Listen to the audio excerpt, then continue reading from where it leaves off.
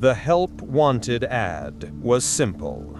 Night shift attendant needed. 24-hour laundromat. $22 per hour. Must be reliable and follow instructions. After 3 months of unemployment and a stack of bills threatening to bury me alive, I wasn't in a position to be picky. The pay was better than anything else I'd seen, and how hard could watching washing machines be? I should have known better when the owner, Mrs. Chen, interviewed me in the laundromat at 2 p.m. on a Tuesday. The place was empty except for one older gentleman folding towels in the corner, moving with a mechanical precision that seemed almost rehearsed. The fluorescent lights hummed overhead, casting everything in a harsh white glow that made the rows of washers and dryers look like silent sentinels. Mrs. Chen was in her 70s, with silver hair pulled back in a tight bun and eyes that seemed to look through me rather than at me. She asked the standard questions: previous experience, availability, criminal record. But her tone suggested she was going through the motions. When I mentioned I could start immediately, relief washed over her face. "Good," she said, sliding a folder across the table. "Your shift is 11 p.m. to 7 a.m., 7 days a week for the first month. After that, we'll discuss a schedule. The pay is deposited directly every Friday." I nodded, already calculating how quickly I could catch up on rent. "There are rules," she continued, her expression hardening. "Very specific rules. You must follow them exactly. No exceptions." "Of course," I said, thinking she meant basic things like keeping the place clean or not stealing from the register. She opened the folder and pulled out a laminated sheet of paper, sliding it toward me. "These are the real rules, the ones that matter." I picked up the sheet, expecting standard operating procedures. What I read made my stomach tighten. Night shift rules, Sunnyvale Laundromat. Always be at your post by 10:45 p.m. Lock the front door at exactly 11 p.m. Do not lock it early. Do not lock it late. The man in the blue jacket will arrive at 11:30 p.m. on Mondays, Wednesdays, and Fridays. He will use washer number 7. Do not speak to him. Do not look at what he's washing. Give him his change and let him leave. At midnight, check all washers. If washer number 13 is running but no one started it, leave it alone. It will stop on its own. Between 2 a.m. and 4 a.m., you may hear children laughing from the basement. This is normal. Do not go downstairs to investigate. If a woman in a red dress asks you to help her find her missing sock, tell her you haven't seen it and immediately go to the back office. Lock the door and wait 15 minutes before coming out. At 3 a.m., 3 washers in the back row will run backwards. This lasts exactly 7 minutes. During this time, do not approach the back row. Do not watch the machines. Face forward and wait for it to end. A child's clothing left in dryer number 9 after 4 a.m. should not be touched. In the morning, it will be gone. The basement door must remain locked between midnight and 5 a.m. If you hear knocking from downstairs during this time, ignore it. If the knocking becomes pounding, play the radio at maximum volume until it stops.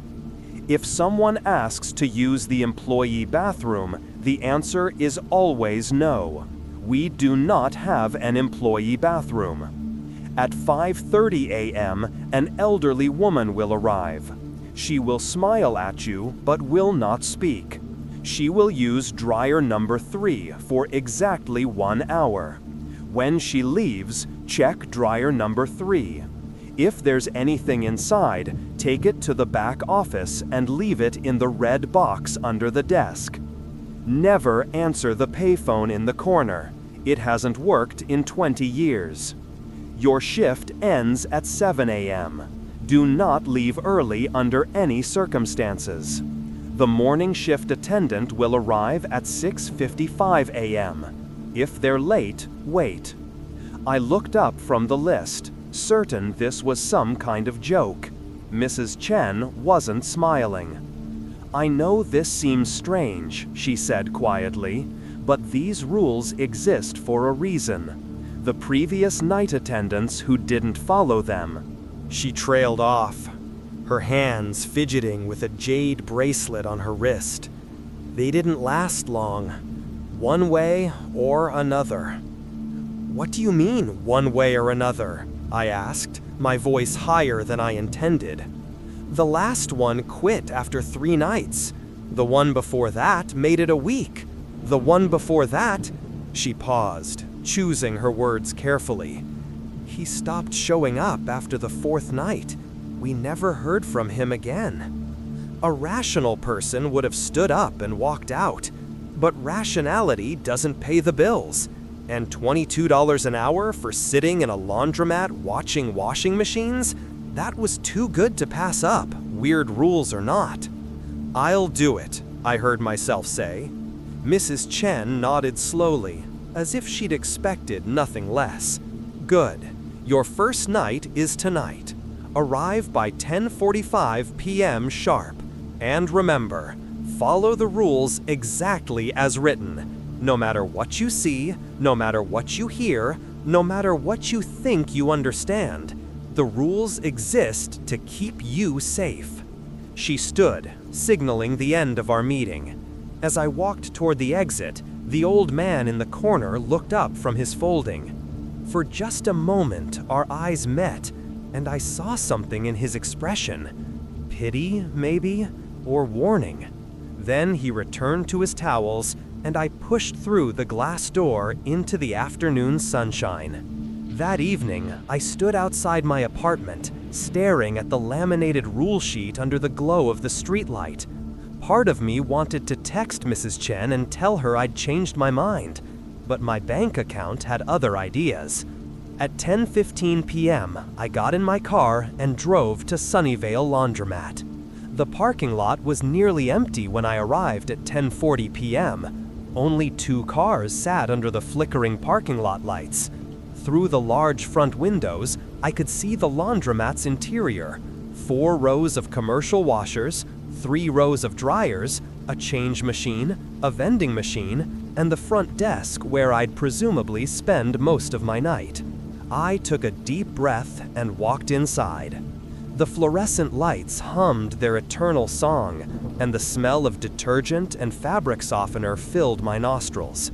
A young couple was at the far end, loading dark clothes into a washer. A middle-aged man sat in one of the plastic chairs, scrolling through his phone while his dryer tumbled. Everything seemed perfectly normal, almost disappointingly so. Behind the counter sat a young woman who couldn't have been more than 25.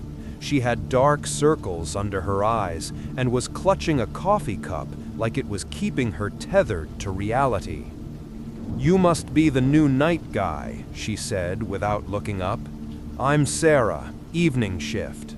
"Yeah, that's me," I replied, moving behind the counter to join her.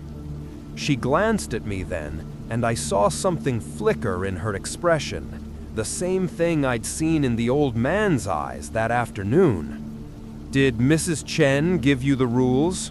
I patted my pocket. "Yeah, pretty weird stuff." Sarah's laugh was hollow. "Weird doesn't begin to cover it. You think they're a joke at first. Everyone does." She finished her coffee and tossed the cup in the trash. "They're not." "You're saying this stuff actually happens? The backwards washers and the children laughing? She stood up, grabbing her jacket from a hook behind the counter.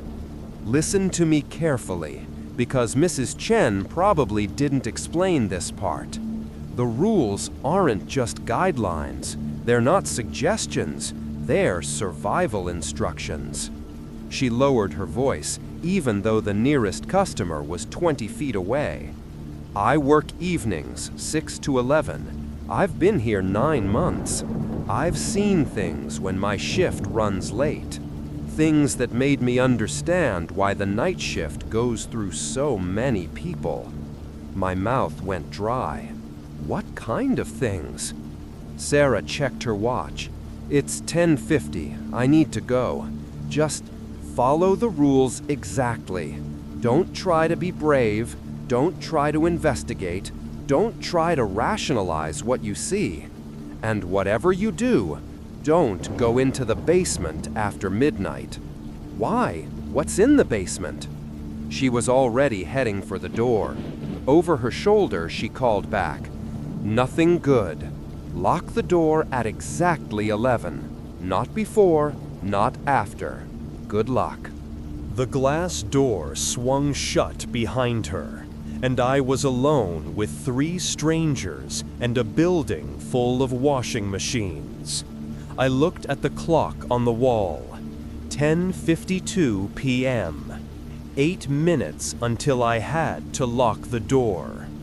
I spent those minutes familiarizing myself with the counter area.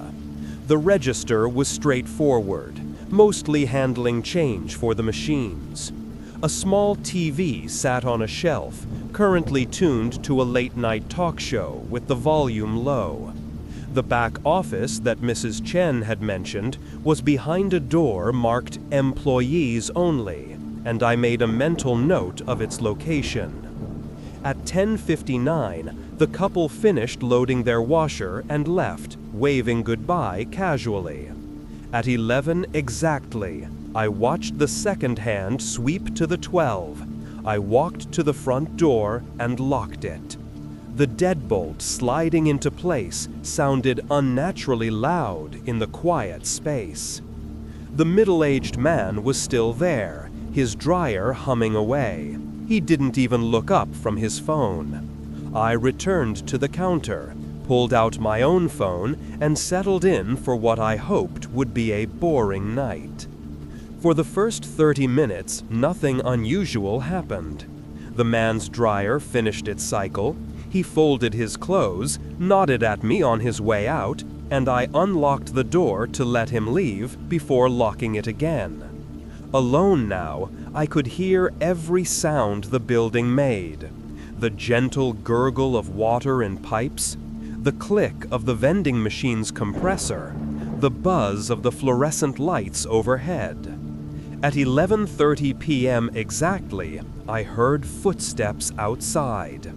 Through the glass door, I could see a figure approaching. My hand instinctively went to my pocket, feeling the outline of the rule sheet. The man in the blue jacket. He was exactly as I'd imagined from reading Rule 2. Average height, average build, wearing a blue windbreaker despite the warm night. But it was his face, or rather, the lack of detail in his face, that made my breath catch. I could see that he had eyes, a nose, a mouth, but somehow I couldn't focus on any of them individually. It was like trying to remember a dream 5 minutes after waking. I unlocked the door.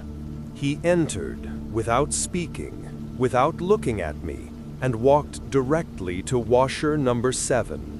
He was carrying a black duffel bag that seemed heavier than it should be, the way it pulled at his shoulder.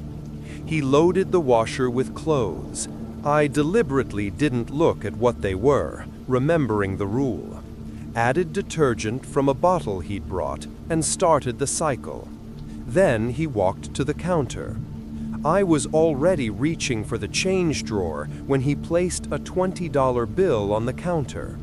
His hand was pale, almost gray in the fluorescent light, with long fingers that moved with an odd, jerky precision. I made change quickly, counting out the bills and coins without meeting his eyes.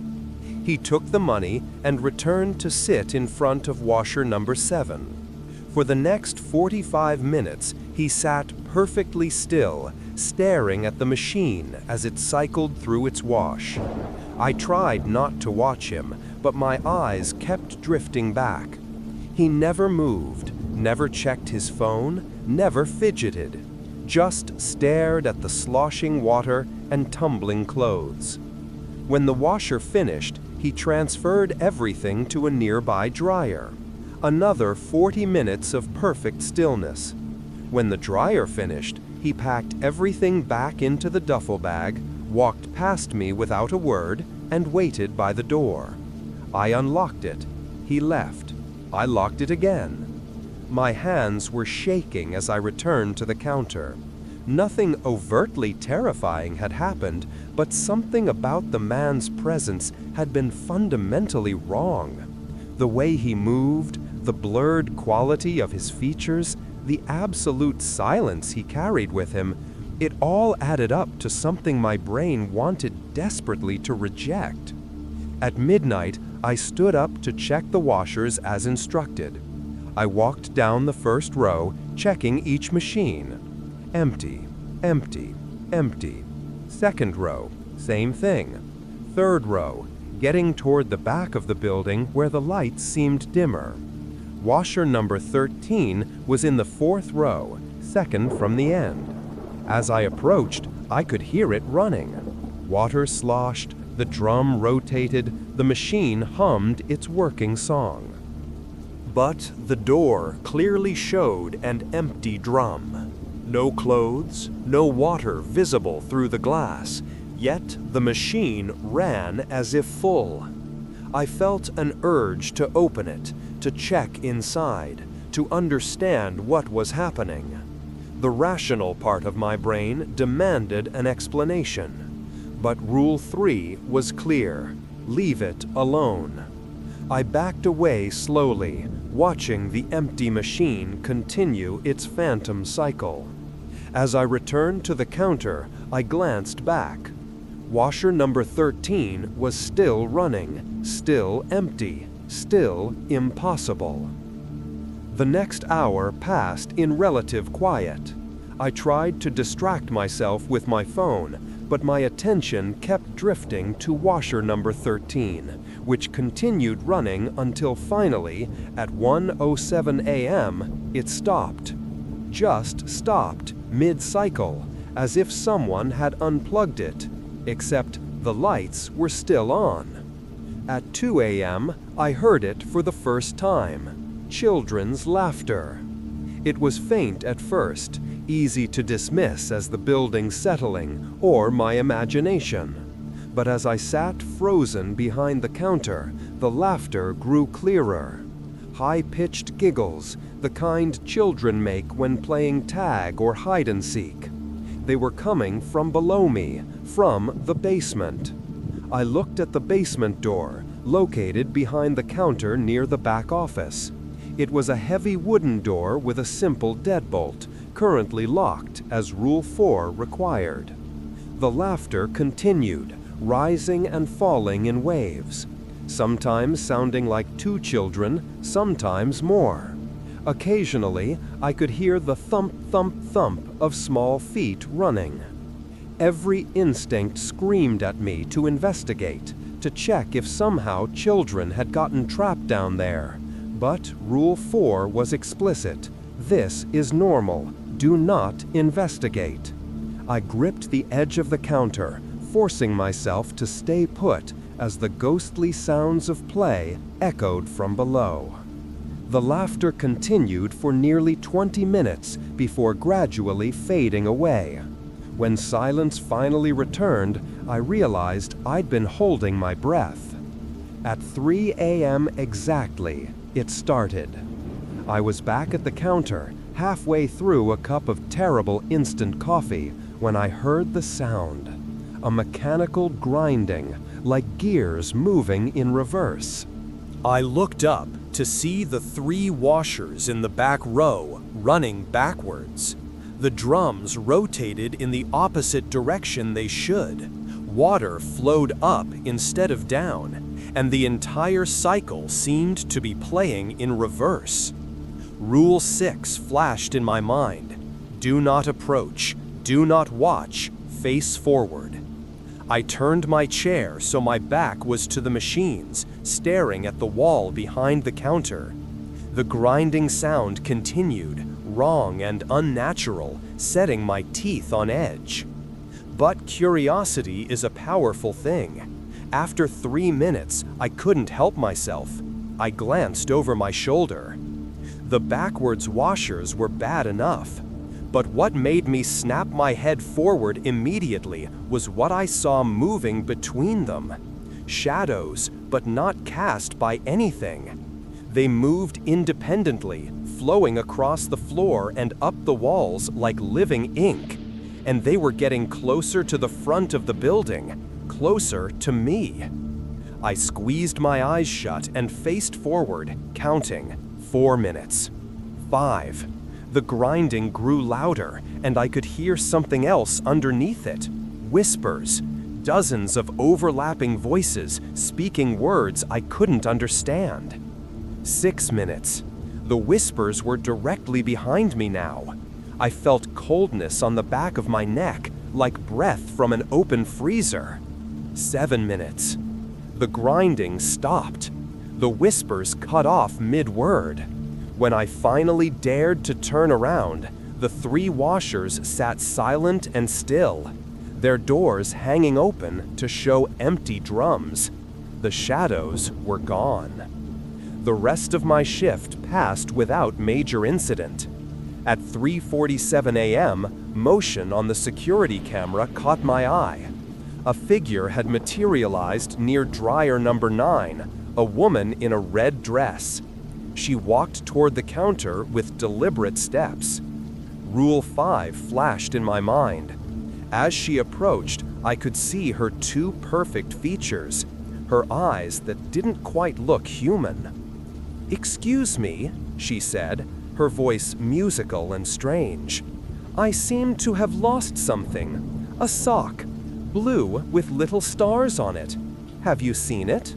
"I haven't seen it," I said, already backing toward the office door. Her smile didn't waver. "Are you sure? Maybe you could help me look." "I haven't seen it," I repeated, yanking open the office door and stepping through. I slammed it behind me and locked it. The door handle rattled violently. "Let me in," she said. "Let me in and I'll explain everything." I waited in the small office, counting the minutes. 15 minutes, as the rule required. When I finally emerged at 4:02 a.m., she was gone. At 4:15 a.m., I noticed dryer number 9 was running, though I hadn't started it. Through the window, I could see small items tumbling. A tiny shirt, pants that might fit a toddler, small socks with cartoon characters. Children's clothes, brand new, tags still attached. Rule 7, don't touch them. I backed away and tried not to think about those small clothes, about why they might be here. At 5:30 a.m. exactly, an elderly woman approached through the front windows. She walked with slow, careful steps, smiling as she reached the door. I unlocked it, and she entered without speaking. She walked directly to dryer number 3, seemed to load something invisible inside, added coins, and started the cycle. For the next hour, she sat watching the empty dryer with perfect contentment. At 6:30 a.m., the dryer buzzed. She stood, mimed removing and folding invisible items, then walked to the door. I unlocked it, and she left with one final smile. I approached dryer number 3 cautiously. Inside was a single photograph, old and faded, showing a young couple at a wedding. On the back, in spidery handwriting, James and Evelyn Chen, June 15, 1952. Mrs. Chen's wedding photo. But the woman who just left, could that have been her? I tried to recall her face, but the details slipped away. I took the photograph to the back office as instructed. Under the desk, I found a red shoebox and placed the photo inside without looking at the other contents. At 6:55 a.m., the morning shift attendant arrived. "Morning," he said cheerfully. "How was your first night?" "Quiet," I managed. "Pretty boring, actually." He laughed. "Yeah, nights here are supposed to be dead. Lucky you." Outside, the morning sun felt impossibly bright. I sat in my car for a long moment, staring at the laundromat through the windshield. In the daylight, it looked utterly ordinary, but I knew better now. Over the next weeks, I fell into a strange rhythm. Some nights were exactly as the rules described. Other nights brought variations I hadn't expected. In my second week, the man in the blue jacket arrived as usual, but this time, when he loaded washer number 7, I caught the briefest glimpse of what he was washing. Suits. Dark suits, at least a dozen of them, and they were stained with something rust-colored that definitely wasn't rust. On Friday of that week, at 3 a.m. during the backwards washers, my phone rang. The screen showed Mom. My mother had been dead for 3 years. I stared at the ringing phone. Should I answer? The rule said nothing about phone calls. On the 4th ring, I grabbed the phone and held it to my ear without saying anything. "Baby?" My mother's voice, exactly as I remembered it. "Are you there?" I couldn't speak. "You need to leave that place," she continued. "It's not safe. The rules don't protect you, they trap you. Every night you stay, you become more attached. Eventually, you won't be able to leave at all." "This isn't real," I managed. "Does it matter? The warning is real. Look at Mrs. Chen. Look at how long her family has been tied to this place." The 7 minutes ended. The backwards washers stopped. My phone screen showed "call ended," with a duration of 6 minutes and 43 seconds. But I'd never answered it. The call log showed no record of any incoming call. That night, after my shift, I went home and researched the laundromat's history. The building had been constructed in 1951 by Robert Chen, Mrs. Chen's father. Before that, the lot had been empty, but the property records showed something interesting. In 1947, that parcel had been the site of the Sunnyvale boarding house. The Sunnyvale boarding house had burned down in October 1947. 12 people died in the fire, including 7 children. The fire had started in the basement around 2 a.m. Investigators suspected arson, but never found the culprit. The location of the old boarding house's basement? Directly beneath where the laundromat's basement now stood. The children laughing, the sounds of feet running. Rule 4 suddenly made horrifying sense. I kept digging. In the weeks after the fire, there'd been reports of unusual activity on the empty lot. Robert Chen had bought the land in 1951 for significantly less than market value. No one else wanted it. I found articles about missing persons. In 1963, a man named Thomas Whitmore had been working the night shift at Chen's laundromat and failed to show up for his day job. His car was found in the parking lot, but he was never seen again. There were others. In 1971, Sandra Perkins. In 1989, David Torres. In 2003, Alex Morrison. All night shift workers, all vanished without explanation. The most recent was from 2019, Marcus Webb, age 27. He'd worked the night shift for exactly 3 weeks before disappearing. I went to work that night with new understanding and new dread. The rules weren't protecting me from some abstract supernatural threat. They were protecting me from becoming like Thomas Whitmore or Marcus Webb. At 11:30 p.m., the man in the blue jacket arrived as always. But this time, as I handed him his change, our eyes met for just a fraction of a second. In that moment, I saw something that made my blood freeze. Recognition. And behind his eyes, I saw something else. Pleading. A desperate, silent scream. At midnight, when I checked washer number 13, I noticed something new. A timer on the machine's display, counting down. Not the normal wash cycle timer. This one was counting in days. 47 days, 3 hours, 22 minutes. I blinked, and the timer showed a normal cycle countdown. But I'd seen it. Over the following weeks, strange things continued. New rules appeared on my laminated sheet. Rule 13. If you find yourself looking forward to seeing the man in the blue jacket, it's time to quit. Rule 14. If you can understand what the children are saying, it's time to quit. Rule 15. If the backwards washers no longer frighten you, it's time to quit. Rule 16. If you start to see customers who aren't on the security cameras, don't acknowledge them. I realized with horror that I'd broken rules 13 and 15. The man in the blue jacket and the backwards washers had become normal to me. And when the children played at 2 a.m., I could understand their voices perfectly.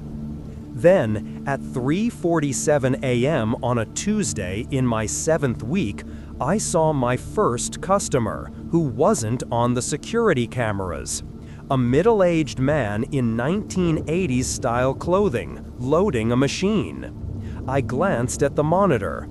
The row was empty on screen. He looked up suddenly, directly at me. His eyes were hollow, confused, lost.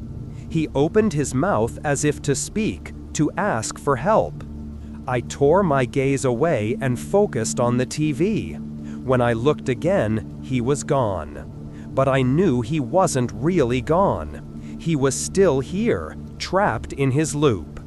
I recognized him from my research, David Torres, missing since 1989. Still here, still doing his laundry, unaware that 36 years had passed.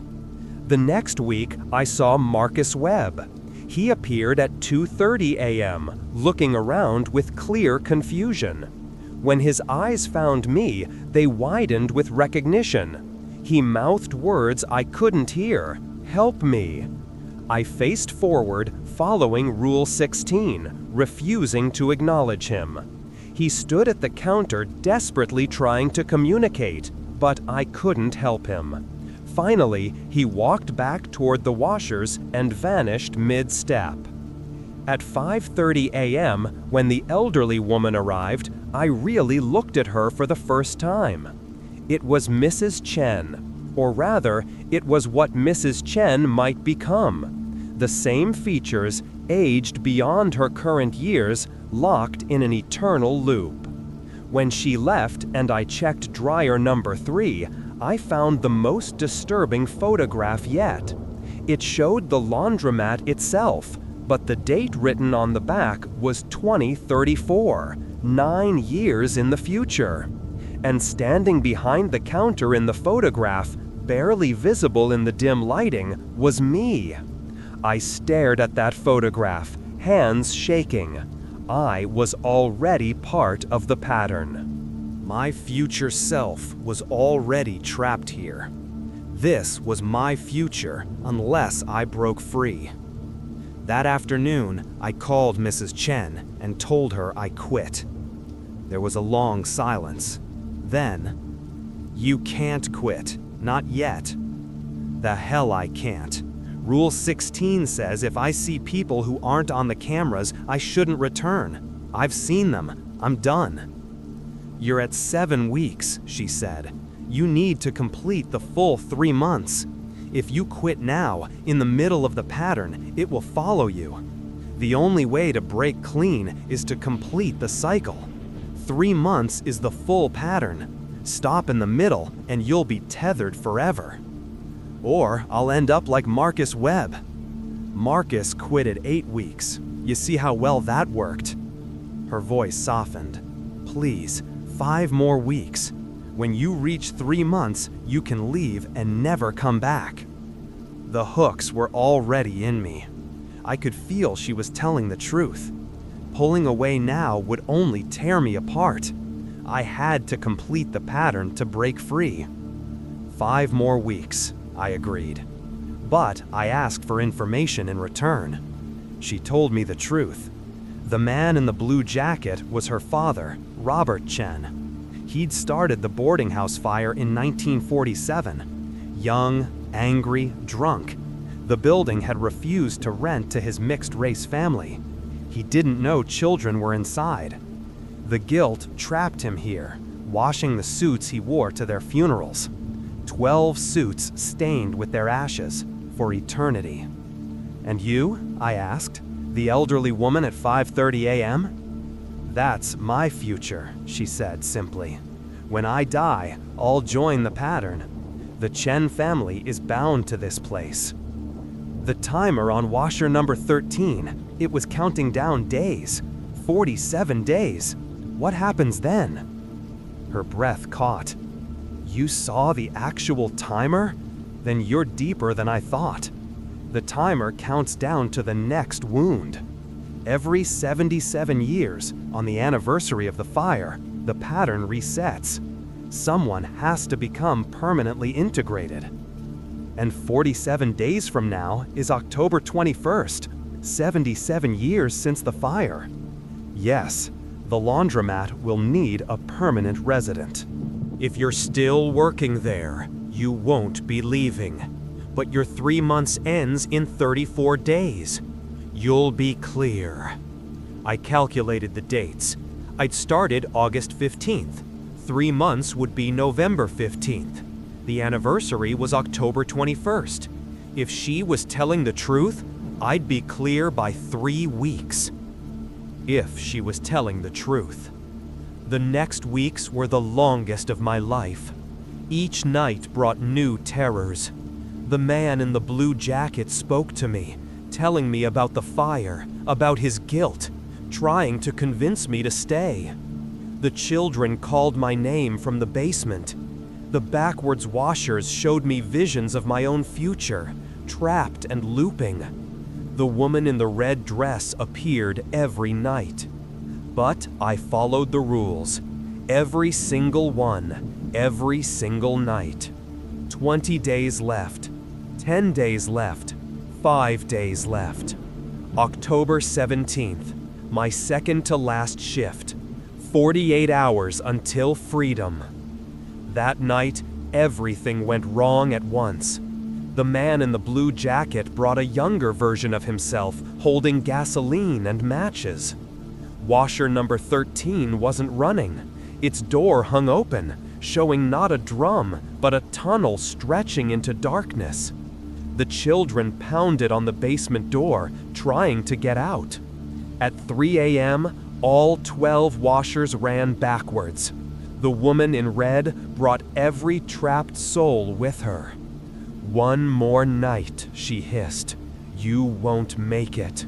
The pattern needs someone, and it's chosen you." But I survived. When 7 a.m. came, I walked out on shaking legs. October 18th, my last shift. Mrs. Chen met me at the door at 10:45 p.m. "You made it," she said.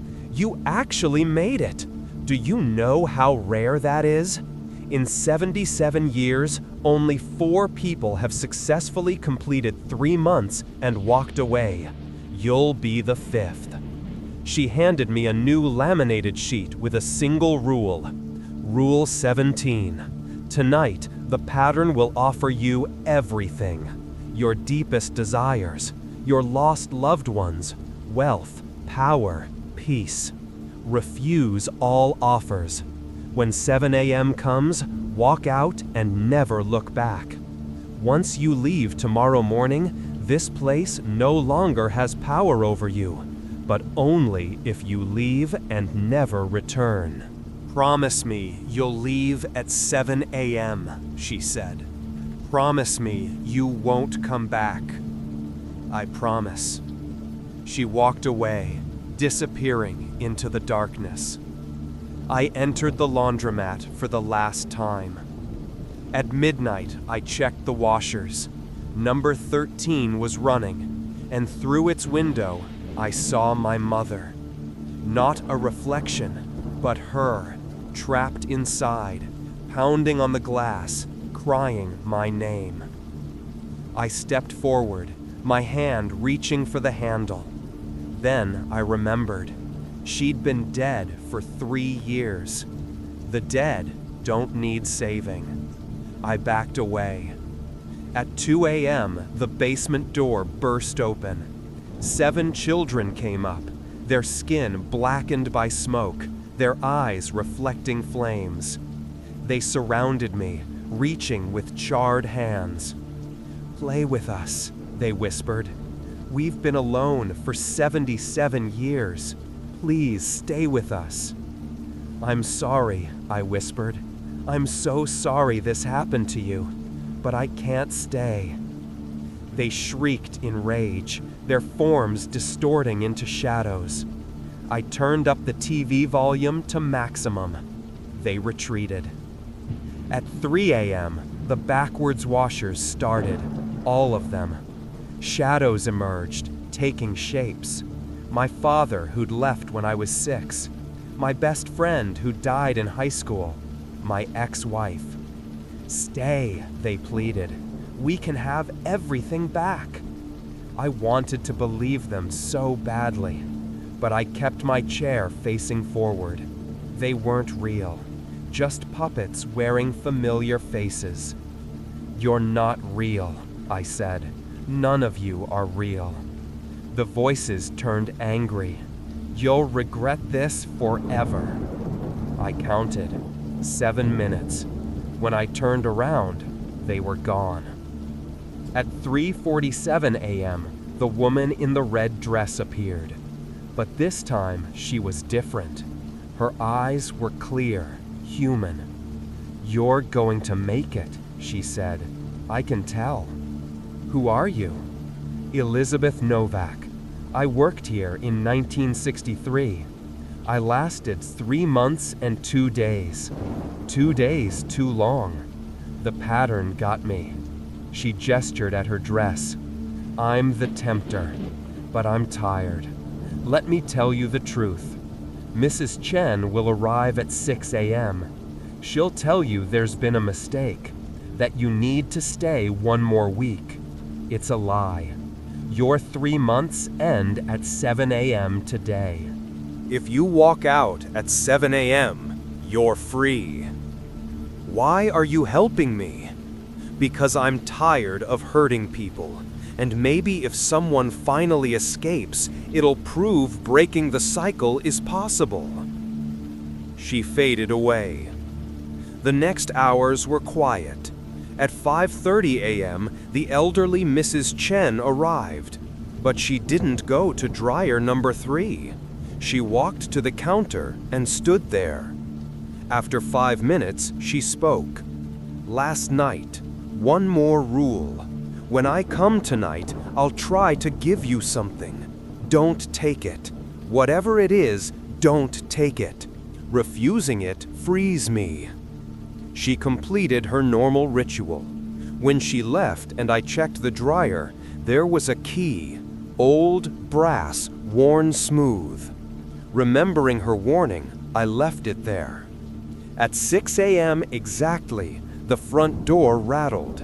Through the glass, I could see Mrs. Chen looking frantic. "Let me in! Emergency! There's been a mistake! Your 3 months don't count unless you make it past the anniversary, October 21st. But Elizabeth had warned me about this. "The door stays locked until 7 a.m., I called back. Her expression changed, turning cold. She pulled out a key and unlocked the door herself. "I can't let you leave," she said. "The pattern needs someone. I've spent 7 weeks grooming you. 3 months is the binding window, not the safe window.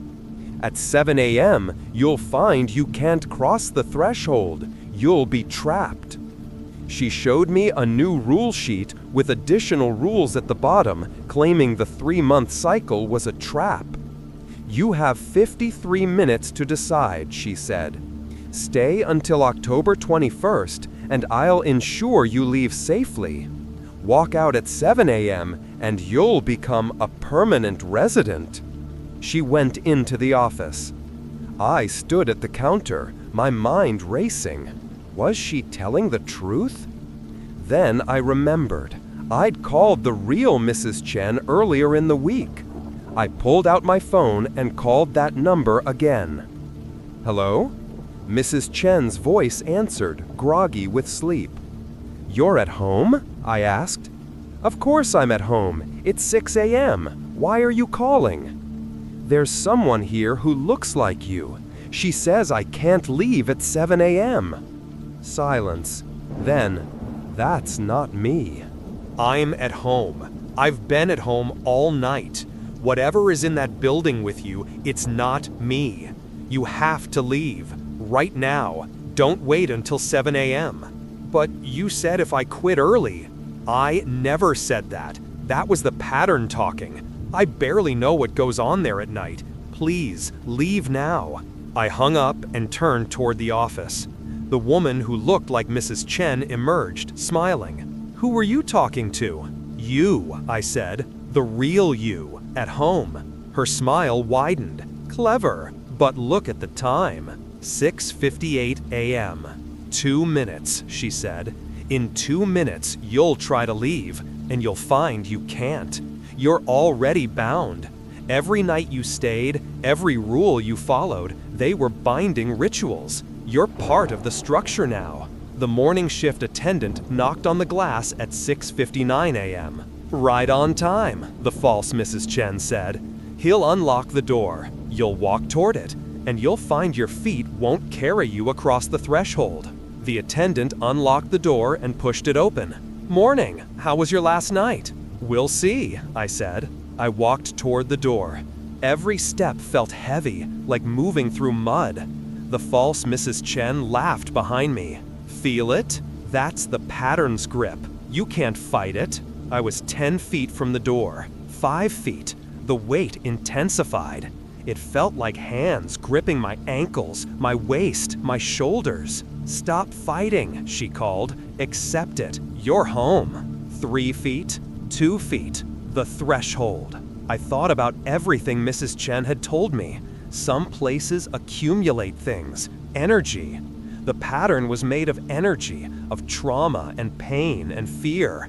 It fed on those things. But what was I feeling right now? Not fear anymore. I was angry, furious at the pattern for thinking it could trap me. And anger is energy too. I channeled everything I felt, all my rage, all my defiance, all my desperate need for freedom, into one forward motion. I stepped across the threshold. The pattern pulled harder. Behind me, the false Mrs. Chen screamed, "No! The binding is complete! You can't!" But I took another step. The morning attendant grabbed my arm, pulling from the outside. "Come on," he shouted. "Whatever's got you, fight it." Behind me, the laundromat was changing. Lights flickering wildly, machines shaking. The false Mrs. Chen's form was dissolving, her face contorting into something ancient and angry. "You belong to us," the pattern roared. "You followed the rules. You completed the binding." "No," I gasped. "I'm not yours. I followed your rules to survive, not to submit, and now I'm leaving." I pulled my last foot across the threshold. The moment I cleared the doorway, the grip released. I stumbled forward. Behind us, the laundromat went dark. every light cut out simultaneously. Through the windows, I could see shapes moving in the darkness, all the trapped souls pressing against the glass. Then, the lights came back on. The laundromat looked normal again. "What the hell just happened?" the attendant asked. "I quit," I said. I got in my car and drove away. In my rearview mirror, I watched the laundromat recede. For a moment, I thought I saw the elderly version of Mrs. Chen standing in the parking lot, smiling. But when I blinked, she was gone. I never went back. 2 weeks later, a check arrived. 3 months' salary plus bonus, totaling just over $22,000. The return address was the laundromat, but the signature was from the real Mrs. Chen. The letter was short. "You did what 12 others couldn't. You broke free. I'm sorry for what you experienced. The laundromat is being demolished next month. The pattern demands a permanent resident by October 21st, and I've decided that resident will be me. My father started this. I'll end it. The demolition crew will level the building while I'm inside. With no physical structure to anchor it, the pattern should dissipate. Thank you for your service, and congratulations on your escape." The letter was dated October 19th. I checked the local news obsessively. On October 21st, there was a brief article. Local laundromat owner dies in building collapse. Mrs. Chen had been inside during preliminary demolition when structural failure caused the building to collapse. She died instantly. The property was being cleared for redevelopment. No mention of anything unusual. No mention of the pattern or the pattern-trapped souls or the 77-year cycle. But I knew. She'd sacrificed herself to end it, to free everyone. Her father, the boarding house children, Elizabeth Novak, David Torres, Marcus Webb, all of them. The pattern needed a permanent resident, and she'd given herself willingly to break the cycle. That was 7 months ago. I found a new job, normal hours, normal pay. I sleep during nights now. I haven't seen any shadows that move on their own, haven't heard children laughing from places they shouldn't be. But sometimes, late at night when I can't sleep, I think about all the people still trapped in patterns of their own, stuck in jobs or relationships that slowly consume them, following rules they don't understand to survive circumstances they didn't choose. And I think about Mrs. Chen's final act, choosing her own ending rather than letting the pattern choose it for her. I don't know if she succeeded in freeing everyone. I don't know if the pattern truly died when the building came down, or if it just went dormant, waiting for someone to build something new on that cursed ground. But I do know this. I followed the rules to survive, but I broke free by refusing to accept that survival was the same as submission. The pattern wanted me to believe I had no choice, that I was already trapped, that resistance was futile. It was wrong. And if you ever find yourself working a night shift with strange rules, remember that. Follow the rules to stay alive, but never believe they define your fate. The pattern, whatever form it takes, wherever it lives, only has power if you accept its inevitability. I didn't accept it, and I walked free. Some places accumulate darkness. Some jobs demand more than they should. Some rules exist not to protect you, but to bind you. The pattern, whatever form it takes, wherever it lives, only has power if you accept its inevitability. I didn't accept it, and I walked free. Some places accumulate darkness.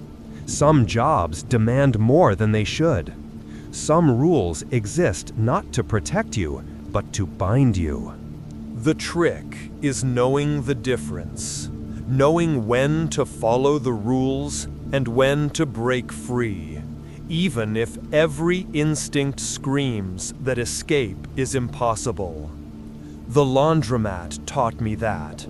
Mrs. Chen's sacrifice proved it. And now, whenever I pass an empty building late at night, whenever I see a help wanted ad that seems too good to be true, whenever I encounter rules that don't quite make sense, I remember. I remember the man in the blue jacket, eternally washing his guilt. I remember the children laughing in the basement, playing games they'll never finish. I remember the woman in the red dress, asking for help she can't accept. I remember Marcus Webb and David Torres and all the others, trapped in loops they couldn't escape. And I remember that I escaped. Against all odds, against the pattern's grip, against 77 years of precedent, I walked out that door and never looked back. The laundromat is gone now, reduced to rubble and cleared away. The land sits empty, waiting for something new. Sometimes I drive past it just to confirm it's really gone, that I didn't imagine the whole thing. The lot is always empty when I pass. No construction, no development, just bare earth and weeds. Maybe the land knows what it held. Maybe it's waiting. Or maybe Mrs. Chen's sacrifice worked, and the pattern really did dissipate when the building came down. I hope so, for her sake and for everyone who got trapped there over 77 years. But just in case, I'll never work another night shift, and I'll never, ever do my laundry after midnight. Some rules are worth keeping.